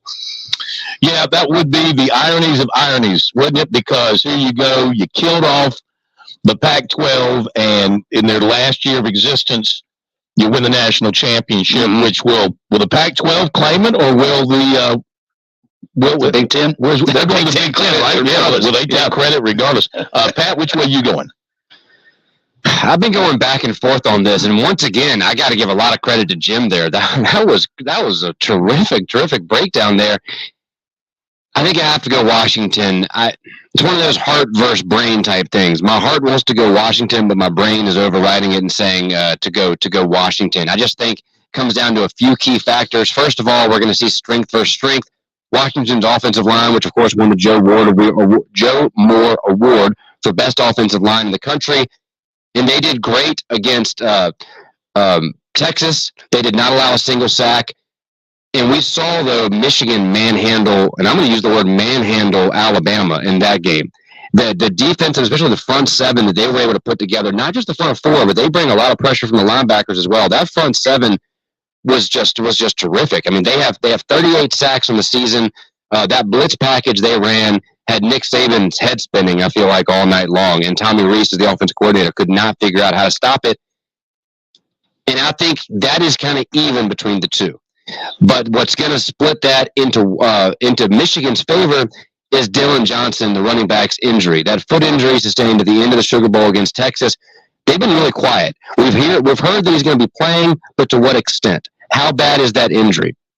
I expect Michigan to test that early out, but they're going to do their best to try to turn Washington into a pass-heavy attack and maybe blitz from the corners a lot to try to keep Penix into the middle of the field. They're not going to let him get to the outside because he's got great wheels as well. And I think they're going to try to contain him and rely on Dylan Johnson being out and force Penix to throw the ball 35, 40 times in this game. And then, like Chris pointed out, Washington has not been that great against stopping the run this season. Meanwhile, Michigan is terrific and has a two-headed monster at running back and a terrific offensive line. I expect them to try to minimize the offensive possessions for both teams, trying to minimize the opportunities Michael Penix Jr. has to score against them. And I think it'll be a very low-scoring game. I've already put my money on the under. I'm going 17-13 Michigan. Wow. Whoa. All right. Well, first I was thinking Washington, but then after thinking about it and taking a look at some things, I don't see how you bet against the Michigan defense. And I think their defense is just really, really, you just look at the numbers and you go, okay, they're giving up 10 points per game. They're giving up 243 points per game. Conversely, Washington is giving up 24 points, 404. They give up 267 through the air, 137 on the ground. I mean, that's a tremendous balance there. I don't see how you, against a really good offense like Michigan, I don't see how you overlook that. Give me Michigan. I'd lay the 4.5. Michigan in a rout. Michigan big. Ooh, okay. Maize and blue. Go big blue. Go big. And of course, I got people up in Michigan. I have to root for them. Go big blue.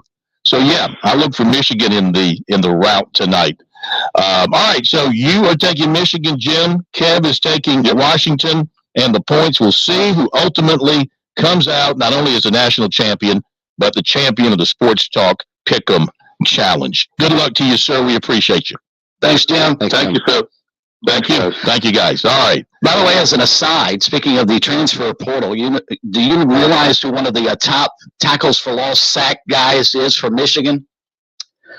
He's Josiah Stewart, who started his career at Coastal.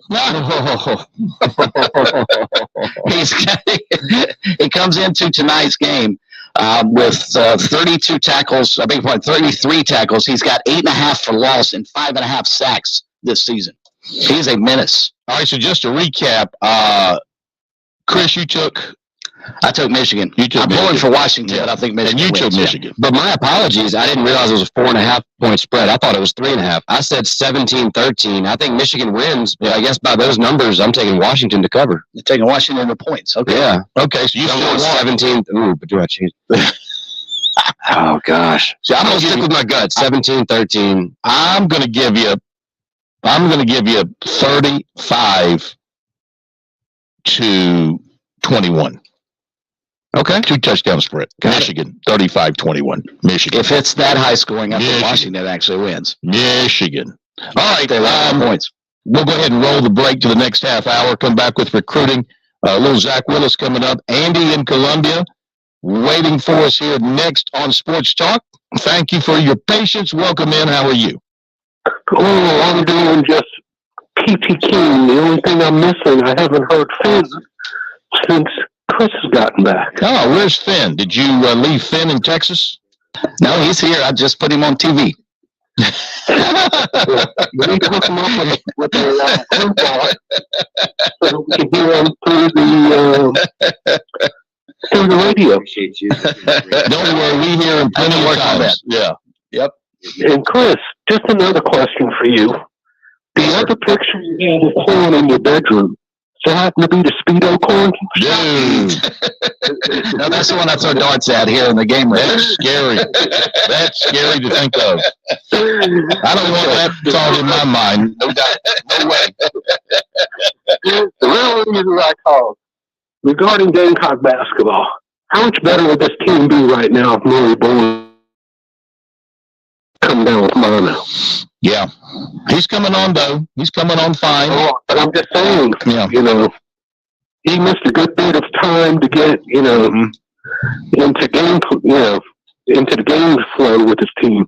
So he looks good. Just watching him the other day, he can be a tremendous inside presence. But here's the thing, too, about this team. We talk about the transfer portal. Every starter Saturday was a transfer, I believe. Every starter was a transfer Saturday. B.J. Mack, Stephen Clark, Miles Studi, Michi Johnson, Talon Cooper. Anybody have a problem with that? Not at all. Yeah. No, that's what I'm saying. It's the age. Mm-hmm. The only homegrown players that are playing, Colin Murray Boyles, Zachary Davis, Jacoby Wright, and Morris Ugasuk. Josh Gray's a transfer. So, it's a team made up of transfers, and this team will be taken apart after the season because of these transfers being out of eligibility, and they'll bring in another group of transfers along with some high school guys and build it all over again. That's going to be the nature of teams moving forward for most teams now.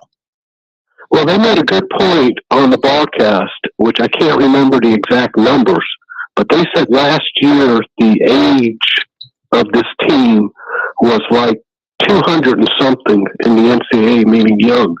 Now they're in like the 50s, top 50s of age. Really old team. Yeah. And now another question for you, Mr. Go ahead. The tight end Hunt. Yeah. How much did that? What did that? I know that had to come down to, I guess, NFL. How much more cost this? I'm just. I don't know if it came down to a bidding situation. More money at South Carolina to stay versus. But here's the thing: is that Finn? Did you bring? That is not Finn. That's mine. Barely trying to say how to Finn. No. He never took. Not that this is an absolute thing, but he never took down his Gamecock commitment off his social media. That's the one thing that stood out to me through this entire process. I know some people have said that He told the Gamecocks he was flipping, but did they come back with more money to keep him? I don't know. Nobody will say. No transparency. Be right back. On Point Weather is made possible by our friends at Palmetto Citizens Federal Credit Union on 107 The Point. Here's tonight's forecast. Clouds roll in, sets us up for a rain-soaked Tuesday. Our overnight low drops to 42. Tomorrow looks for much warmer temperatures, a high of 68, but very wet and very windy condition. Heavy showers, heavy wind gusts expected. Wednesday, we do return to sunshine. We're also cooler with a high of 53. Uptown Lost with your On Point local weather. Thinking about investing in a hot tub? Great idea. Hot tubs offer relaxing hydrotherapy for tired muscles and stressed minds. But beware, all spas are not the same. At Jack Oliver's Pool Spa and Patio, we offer hot spring and free flow spas exclusively for the quality, energy efficiency, and affordability. And we have everything to keep your spa and pool sparkling, clean, and crystal clear. Come see it all at Jack Oliver's Pool Spa and Patio, Morris Drive and JackOliverPools.com.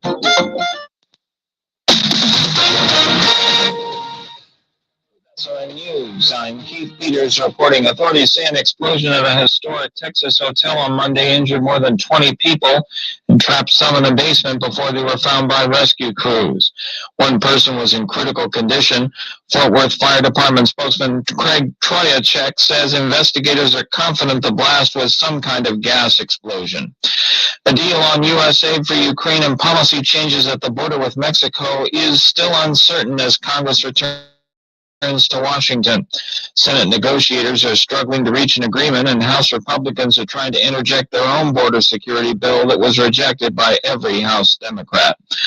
On Wall Street, a good day as the Dow was up by 216 points. The Nasdaq rose 319. The S&P advanced 66. Oil down $3.04 to $70.77 a barrel. This is SRN News. I sure like to brag about good local businesses. Franklin Plumbing and Drain Cleaning is a great local biz. Josh and his team stress customer service as their top priority. Franklin Plumbing and Drain Cleaning came out to my house. I had a toilet that wasn't working right, a garbage disposal that died. They came out right on time, told me everything they were going to do, and explained the price of each repair before even bringing in the tools. I knew exactly what I was getting and exactly what it would cost. Their prices are fair. Their team is courteous and professional. Plus, they did a great job fixing what needed fixing in my home. I am very careful about making any recommendations, and I'm thrilled and confident to suggest you call Franklin Plumbing and Drain Cleaning for any plumbing needs. If it's a repair or to replace something, if it's that tankless water heater that you've always wanted to give you that endless hot water and save you some money, they unclog drain and sewer lines and so much more. Online, you'll find them at franklinplumbing.sc.com, or just give Josh and those great folks a phone call, 799-2222. That's 799-2222, and tell them you heard about them from here at The Point. Are you looking for free checking and free savings? Dave Ramsey here, telling you to go see my friends at Palmetto Citizens Federal Credit Union. They're not a mega bank that's so big they lose the ability to treat you like a human being. At Palmetto Citizens, you're not just a number, you're a member. Join today at any of their 14 locations or at palmettocitizens.org. Federally insured by the NCUA. Hi, I'm Karen Pickard. And I'm Katie Bowman. Every Tuesday at 8:30 to 9 a.m., we'll be talking about issues that concern seniors and their families. So join us right here on The Point Radio for the Positive Points on Aging, brought to you by Oakland Village of Lexington.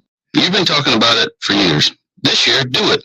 I'm Eddie Springer of Trey-Cal Builders, talking about remodeling your kitchen, bedroom, bathroom, or whole house. At Trey-Cal, we know the hardest part of remodeling is just getting started. But with us, it's easy. We'll guide you through the process, then deliver first-class work quickly, cleanly, and affordably. Call 360-8211, 360-8211, or visit TRECALbuilders.com. Trey-Cal Builders, quality from start to finish. Hey, honey, I know you're taking some meds for cholesterol. I was reading that if you're on these medicines, you should also be taking some CoQ10. Actually, our pharmacist mentioned that to me already. He called me the other day, and we went through each of our medications together. Really? He called you? Yeah, he asked if I was having any side effects, recommended supplements that could help me, and let me know the risk of mixing certain drugs. Wow. I'm happy to know that True Pharmacy is thinking about us. True Pharmacy, 1628 Charleston Highway, 3217 Divine Street, or visit TrueRxSC.com. Hi, this is Joel Lurie. I'm the host of Health Matters every Monday morning from 9 to 10 right here on 100.7 The Point. Join me as we talk about issues impacting your health and our community. It's Health Matters every Monday at 9 a.m. right here on The Point.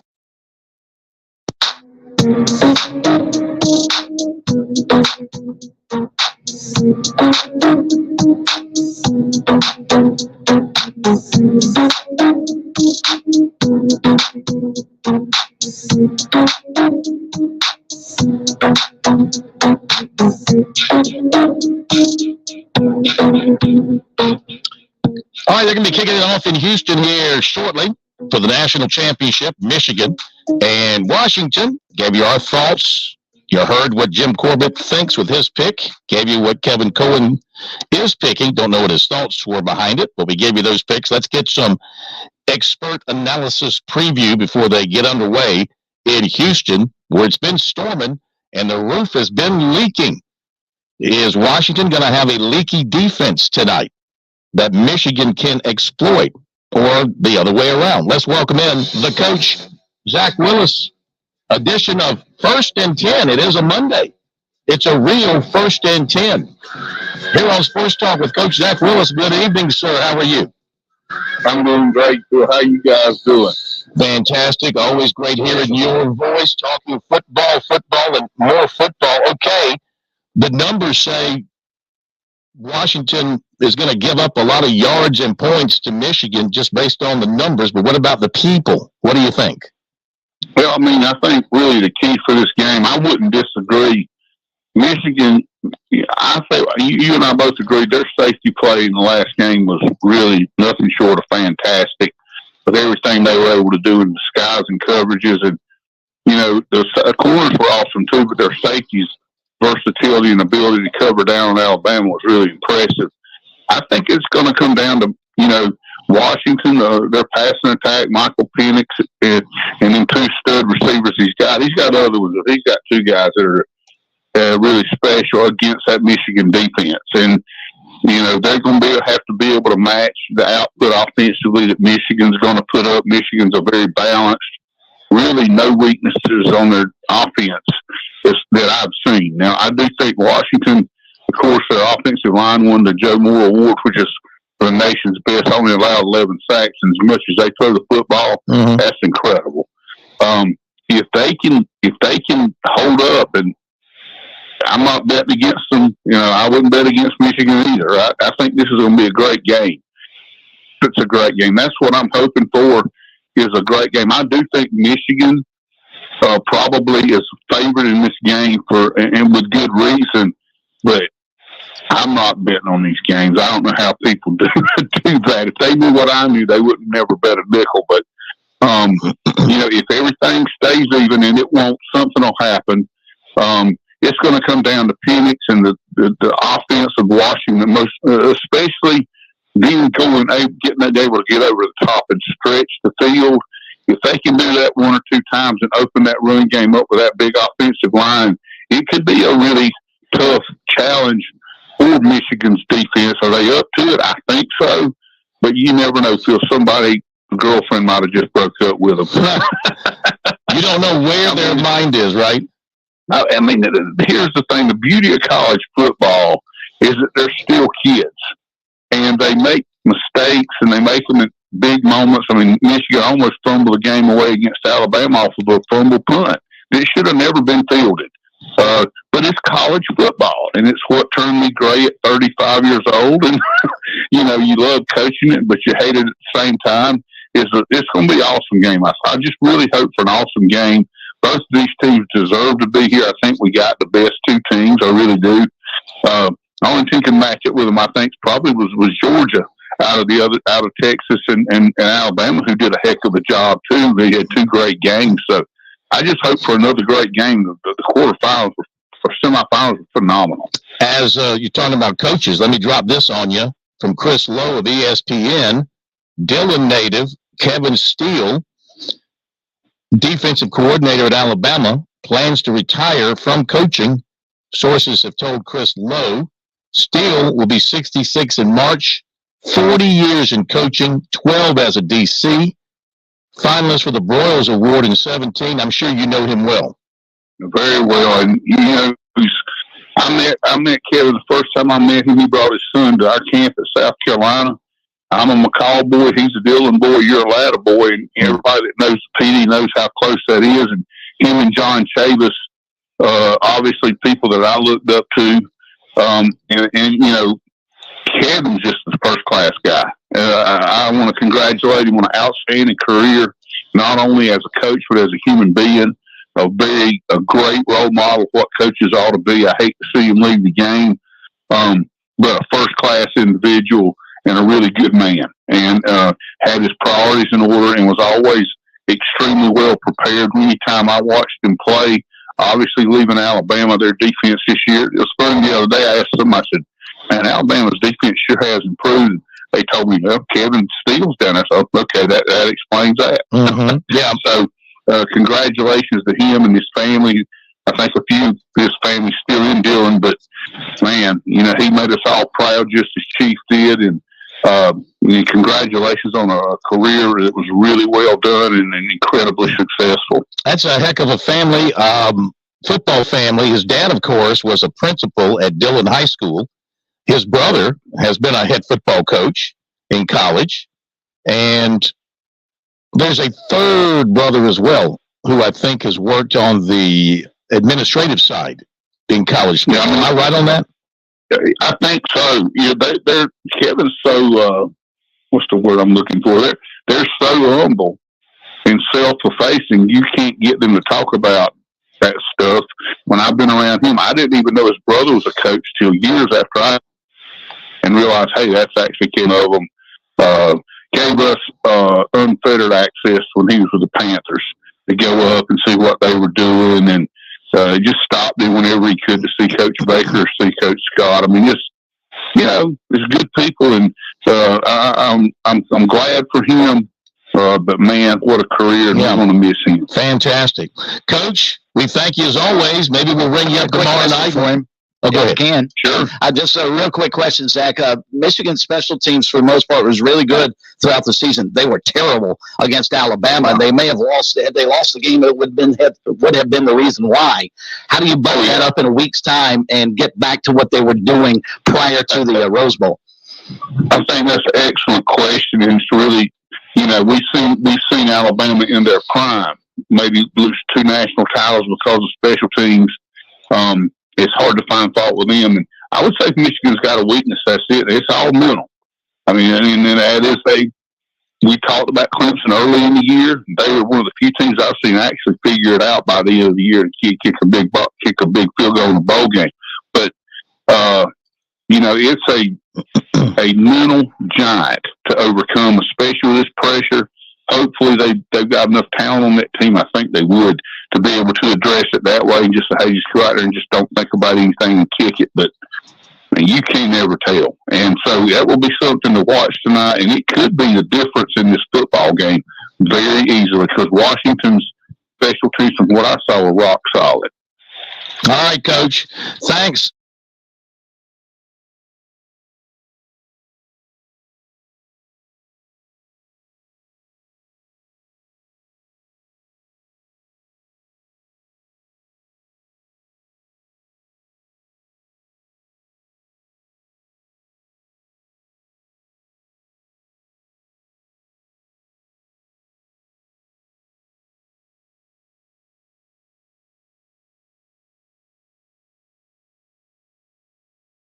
LSU, whomever. And it's Washington and Michigan who will next year be conference rivals. Yeah. All right. Thanks to Zach. Appreciate that. We'll hear from him tomorrow night to give us a look back at how things broke down tonight, because he looks at it better than we do with his analytical eye. We'll come back with the recruiting report after this break. Should have some time for more phone calls if you want to get in a final comment, observation tonight. 888-898-2525. Back in a moment.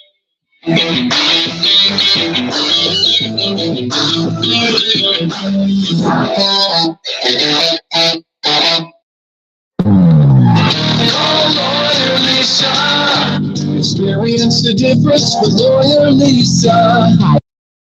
This is Lisa Hostetler-Brown. If you or a loved one are over 65 and haven't completed a long-term care planning consultation, now is the time. Did you know that if you aren't able to afford the high cost of skilled care, your assets can be rapidly depleted to only $2,000 unless you plan 5 years in advance? Visit LawyerLisa.com to see how we can help. 7511 St. Andrews Road, Irmo, South Carolina. George Bryan for Tsunami Bar Sports, our inventor, David Abernathy, has always said Tsunami Bar technology allows us to take the training to the grass. Now I know through my sport of golf that natural agility can be converted to athletic ability. And why is this, Tsunami, Robbie? Transferring the training to the grass. This may be the most undervalued characteristic of the Tsunami flexible bar technology. The Tsunami bar action loads and unloads at the concentric and eccentric transition points. This is what we call reversal forces.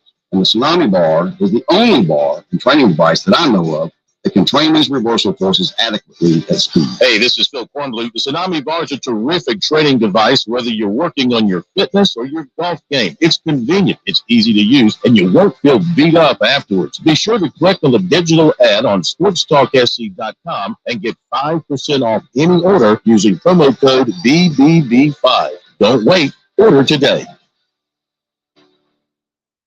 Touchstone Energy Cooperative members save more on electricity.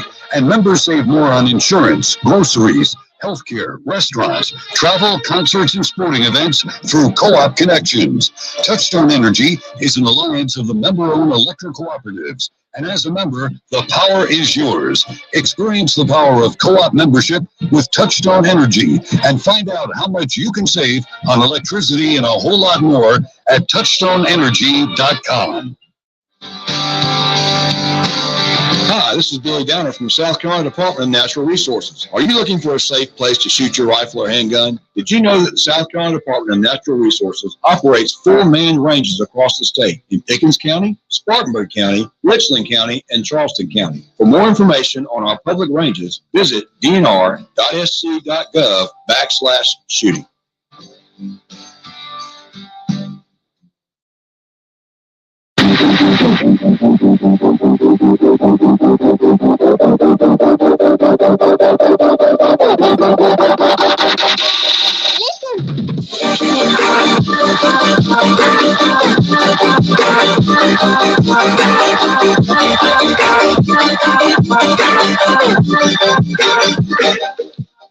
Well, it's that time for recruiting. The only thing that could take your attention away from the national championship game is recruiting and Kevin Steele retiring. Have we got a score yet, Chris? Not yet. Okay. Washington just kicked off, so Michigan's got it at its own 20. So we haven't missed anything yet? No, sir. Just right. 32 seconds of the game. All right. Very good. I'm glad they moved the kickoff up to 7:30. Isn't that a novel idea? Since they can't figure out a way to play it on Saturday, when college football is supposed to be played, at least don't make us stay up till 2 o'clock in the morning to watch the game. Agreed. All right, recruiting time brought to you by Seawells. Pat, what are we looking at Seawells wise this week? So this week, and apologies to anybody out there that went today to Seawells. They were apparently closed today, but reopen tomorrow. And Tuesday, January the 9th, we'll have spaghetti, southern fried chicken, grilled sausages with peppers and onions. And then Wednesday, barbecue chicken, Irish beef stew, and fried fish nuggets. And then don't forget all your local farm fresh veggies, salad bar, and dessert. And here in a couple of days, we'll give you the rest of the week. All right, very good. For catering, call Seawells. 803-771-7385 online. Seawells Catering, SC.com. So as you well know, busy weekend for South Carolina as the Gamecocks landed more out of the transfer portal. John, offensive tackle Aaron Park, 6'4", 301, committed yesterday after his visit. He visited Syracuse as well after he entered the portal. And he originally committed to Penn State coming out of high school. Had a final 3 of Oklahoma, Alabama, and North Carolina before he signed with the Sooners, who would not want him. A native of Seat Pleasant, Maryland. He joined the Sooners in 2020. He and Shane Beamer had a year together in Norman. And then Park spent his career with the Sooners as a backup. Then, Sunday, Alabama transfer defensive tackle Monkel Goodwine, 6'4", 290, after his visit committed, heavily recruited out of high school in Upper Marlboro, Maryland. Clemson was among those in the running for him when he chose Alabama. But despite those lofty high school credentials, he was not able to make an impact at Alabama. He was a reserve during his time there, appearing in 5 games over 3 seasons. So the hope is, of course, that they can develop him and get something of a production on the field out of him. Saturday, the Gamecocks took a commitment from Pittsburgh transfer linebacker Bengali Kamara, 6'2", 230, and he will join his Pitt teammate, defensive tackle DeAndre Jules, who committed to the Gamecocks December 13th.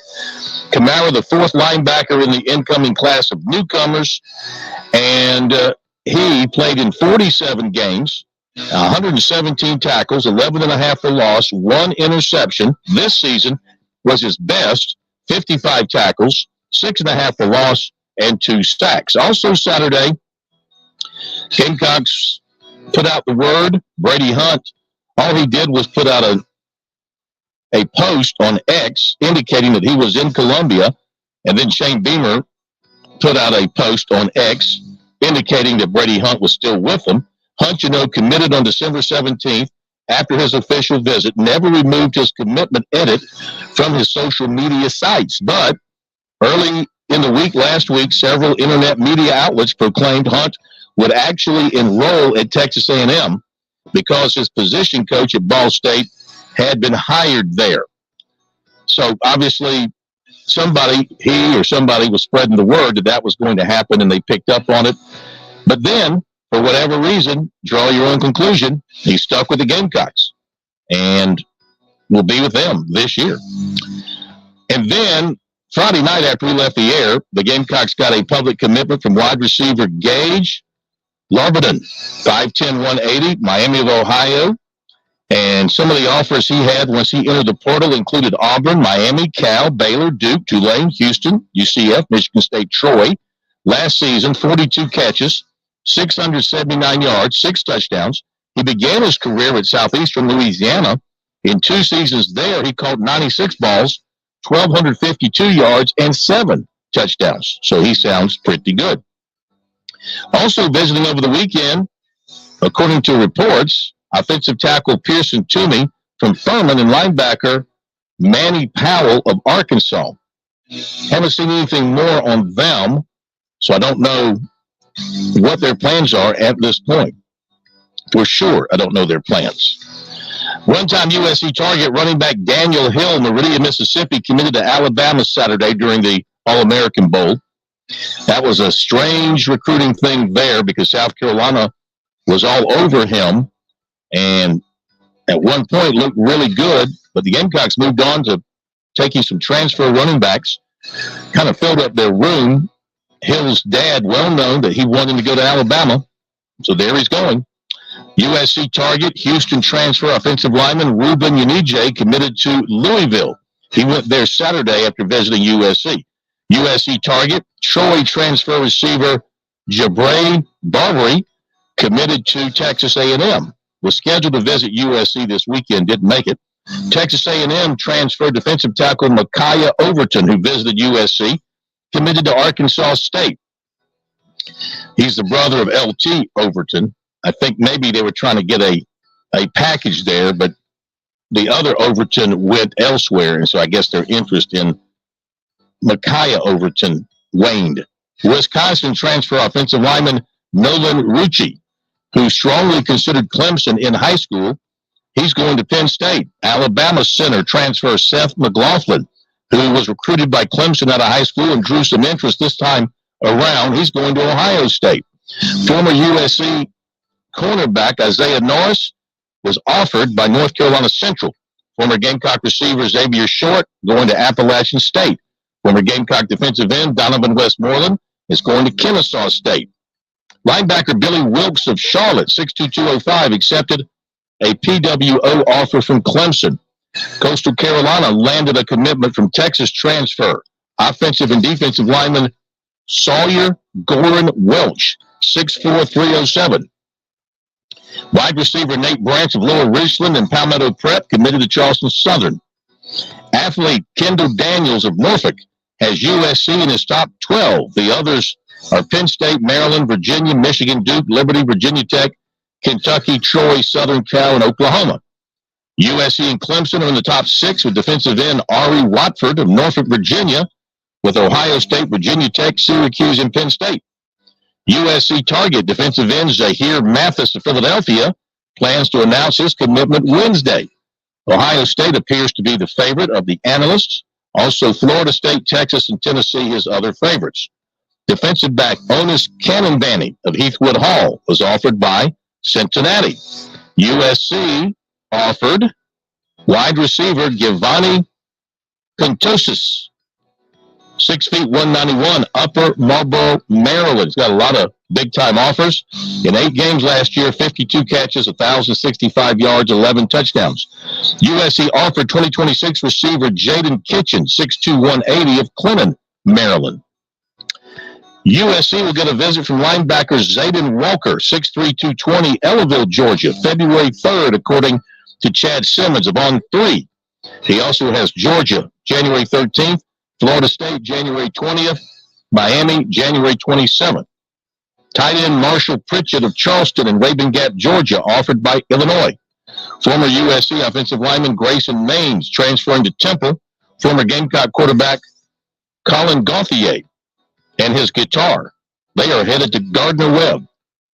Former Clemson tight end Sage Ennis transferring to Virginia. I think he was originally committed to FAMU. Now he's going to Virginia. Of course, you know, FAMU lost their head coach, Willie Simmons. Mm-hmm. And Virginia's head coach is Tony Elliott. Running back Keelan Deere, Quitman, Mississippi, who has a USC offer, was offered by Texas. James Island quarterback Braxton Scott committed to Charleston Southern. Former UNLV quarterback Jaden Nava commits to Georgia. Former Alabama receiver Malik Benson commits to Florida State. North Carolina transfer offensive tackle Diego Pounds, who's appropriately named because he is big, committed to Ole Miss. Yes. Baseball. Florida State transfer infielder Jordan Carrion is headed to South Carolina. He started 103 games in 2 seasons with the Noles. He hit 273, 2 homers, 20 doubles, 54 RBIs, a career 936 fielder. He started his career at Florida. And basketball, USC target 2026 6'2" Marcus Johnson, cousin of Michi, was offered by Villanova. There you go with recruiting. Unless you have something else to add. No, I think you covered every single recruit in the country tonight. So thank you. I think we're good. That's my goal. That is my goal every single stinking night. Well, while you were doing that, Michigan promptly just marched it right down Washington's throats. 84-yard drive, 66 on the ground, and they lead 7-0. Made it easy? Pretty much. Yeah. McCarthy only had to throw 2 passes in the drive. You can't hide a bad defense. That run, 41-yard run, that looked way too easy. Way too easy. Started to his right, cut back left, and then I don't think a defender touched him. All right, well, let's see. They do have the great quarterback. See if they can rally the troops there.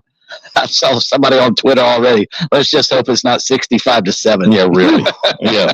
We don't need Georgia TCU again. That was awful last year. Okay, guys. Any final thoughts, Chris? No, I'm just looking forward to, like I said, hoping to see a pretty good game after we get done. Yeah. How about you, Pat? Anything left in that fertile mind of yours? Right there with Chris and you. I just hope to see a good, close, competitive game tonight. All right. I'm going home to go to sleep. My game will be over by the time I get home. All right. Thank you, guys. Plan tonight? I don't know. I'll have to check, you know. I'm still in Green Bay mode. I'm still in Green Bay mode, but I'm keeping an eye on the C's. All right, everybody. Y'all have a great night. Thank you for being with us. We'll see you tomorrow.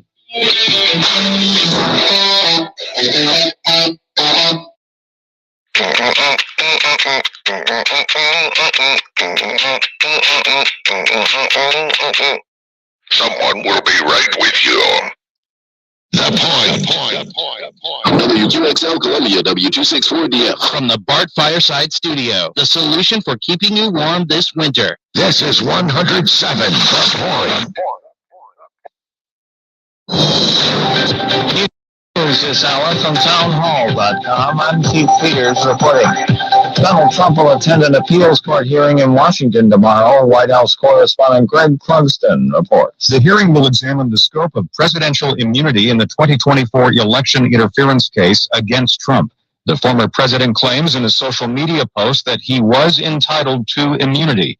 Trump has argued that the case should be dismissed on the grounds that former presidents cannot face criminal charges for conduct related to their official responsibilities. Greg Clugston, Washington. Forecasters are warning of another fierce weather system heading through the nation's midsection. National Weather Service lead forecaster Bob Oravec says the storm will hit the center of the nation, bringing a lot of snow. We have potential for another pretty broad area of 8 to 12 inches from eastern, southeastern Colorado, western Kansas to eastern Nebraska, large portions of Iowa, northern Missouri, northwestern Illinois, up towards the upper peninsula of Michigan. So a very highly impactful event coming forward. There are flooding concerns in the mid-Atlantic region, especially in low-lying areas. Thunderstorms may become severe from southern Alabama to eastern North Carolina. Democrats have launched an investigation into the high price of asthma inhalers. Senator Bernie Sanders, who chairs the Health, Education, Labor, and Pensions Committee, sent letters to the 4 biggest manufacturers of inhalers sold in the United States.